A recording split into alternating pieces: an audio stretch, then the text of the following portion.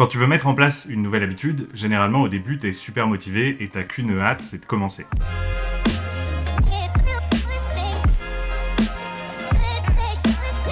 Tu t'es déjà convaincu que ça allait changer ta vie parce que tu allais améliorer ta confiance en toi, tes relations sociales et même ta réussite au travail. Mais à chaque fois que tu te lances, ça ne dure que quelques semaines et tu finis par retomber dans tes mauvais travers et à revenir à la case départ. Voire même, tu mets en place une mauvaise habitude parce que foutu pour foutu. Imaginons que tu souhaites te mettre à faire du sport plus régulièrement. Tu commences par acheter du matériel, tu t'inscris même à une salle de sport, tu vas bloquer du temps dans ton agenda pour pouvoir y aller et tu vas même te renseigner pour avoir un coach particulier. Les premiers jours, tu vas réussir à suivre ta nouvelle habitude, tu vas faire du sport tous les jours, tu seras super motivé et très fier de toi. Mais dès la deuxième semaine, ça sera plus la même histoire. Tu vas avoir un verre entre collègues un peu trop arrosé et du coup tu vas saper ta séance du lendemain. Quelques jours plus tard, tu vas avoir un déjeuner avec des amis et donc tu n'auras pas le temps d'aller faire du sport et puis tu vas finir par partir en week-end. Résultat, tu n'auras fait du sport que 2 fois cette semaine-là alors que ton objectif était d'en faire 5 fois par semaine. Bon, et puis au bout d'un mois, tu te souviendras même plus que tu t'étais inscrit à la salle de sport et tu te demanderas qu'est-ce que cette carte de membre fait dans ton portefeuille. Il existe un certain nombre d'erreurs à ne pas commettre lorsqu'on souhaite mettre en place une nouvelle habitude. La première, c'est de laisser reposer ta réussite seulement sur ta motivation. La motivation, c'est quelque chose de passager et donc ça ne te permettra jamais de tenir une habitude dans le temps. En plus de ça, elle est dégressive et donc ça veut dire que tu vas tout donner au début pour finalement être saoulé et finir par abandonner. La deuxième erreur, c'est de ne pas tenir compte de toutes les découvertes qu'on a faites ces dernières décennies sur la psychologie comportementale et le fonctionnement de notre cerveau. Je te parlais la semaine dernière de t'intéresser à la psychologie humaine et je pense que la mise en place d'une nouvelle habitude est la bonne occasion pour commencer. Tout simplement parce que si on ignore son propre fonctionnement, on va juste tomber dans tous les pièges. On va par exemple avoir un excès de confiance qui va nous être fatal dès le début. C'est pas parce que ton collègue Michel de la compta fait du sport 5 fois par semaine que tu vas être capable de le faire aussi du jour au lendemain. Parce que lui, ça fait des années qu'il a mis en place cette habitude. Et puis tu risques de passer aussi à côté de toutes les techniques qui vont te simplifier la vie pour mettre en place une habitude. Par exemple, en ne mettant pas toutes les chances de ton côté pour réussir, en organisant ton environnement et en planifiant les choses. Ce qui m'amène au troisième piège qu'il faut absolument éviter lorsqu'on met en place une nouvelle habitude, c'est de laisser reposer ses motivations sur des raisons externes. Alors qu'est-ce que ça veut dire ?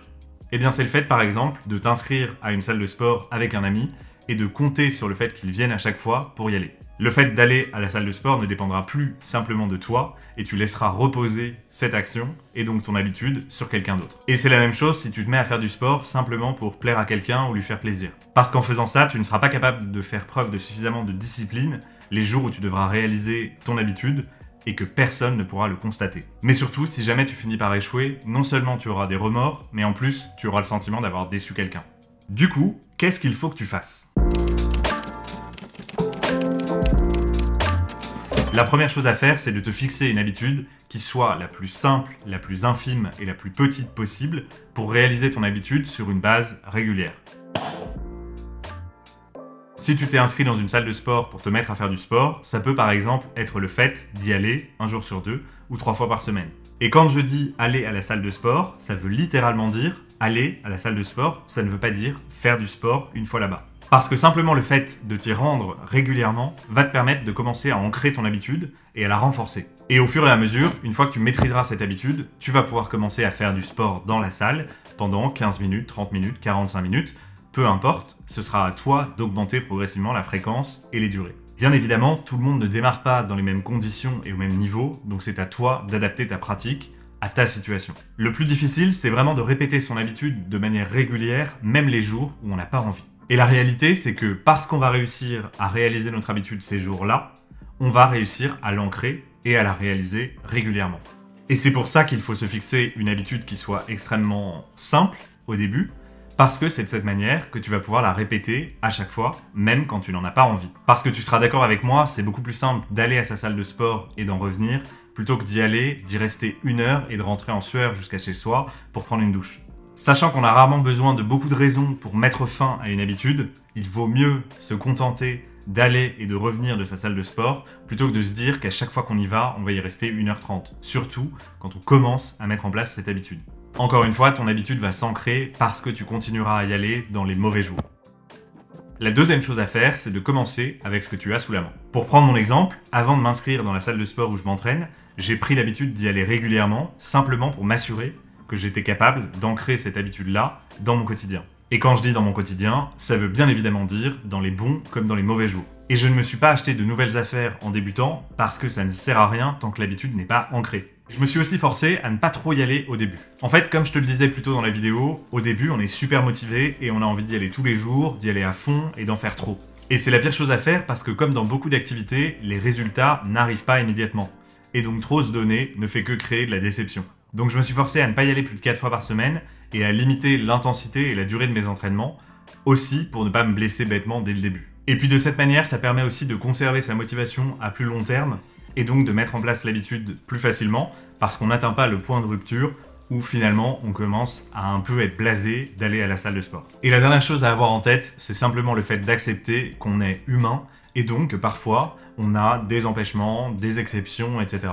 Ça nous arrive d'être malade, ça nous arrive d'avoir une urgence, ça nous arrive d'être en voyage, on a tout un tas de raisons de ne pas respecter son habitude, exceptionnellement. Et c'est super important de l'accepter dès le début, parce que sans ça, on risque encore une fois de tomber dans la mentalité du tout ou rien, et de se dire, si je ne réalise pas cette habitude pendant mes vacances, parce que je n'ai pas les moyens de le faire, eh bien ça veut dire que mon habitude est fichue et qu'il faut que j'arrête tout. Et si tu veux apprendre à développer ton autodiscipline, je te recommande la vidéo que j'ai fait sur le sujet et que tu trouveras en fiche.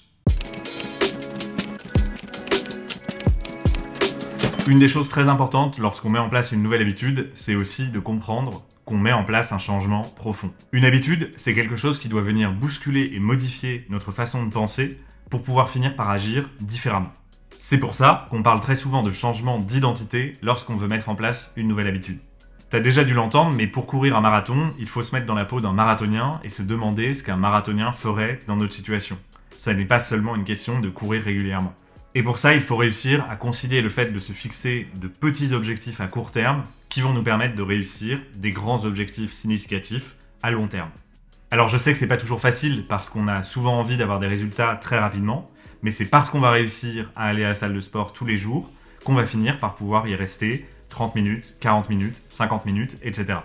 Il faut donc faire les choses progressivement pour ne surtout pas tomber dans le tout ou rien. Généralement, les gens mettent fin à leurs nouvelles habitudes parce qu'ils ont surestimé ce qu'ils vont être capables de faire en quelques semaines et totalement sous-estimé ce qu'ils sont capables de faire en un an. Donc surtout, ne fais pas cette erreur, fais les choses progressivement sur le long terme. Merci d'avoir été jusqu'au bout de cette vidéo. Évidemment, si elle t'a plu, tu peux la liker, t'abonner si ça n'est pas encore fait, me laisser un commentaire auquel je répondrai et même la partager avec un ami que tu penses que ça pourra aider. Moi, je te dis à la semaine prochaine et d'ici là, n'oublie pas de rester liquide. Ciao!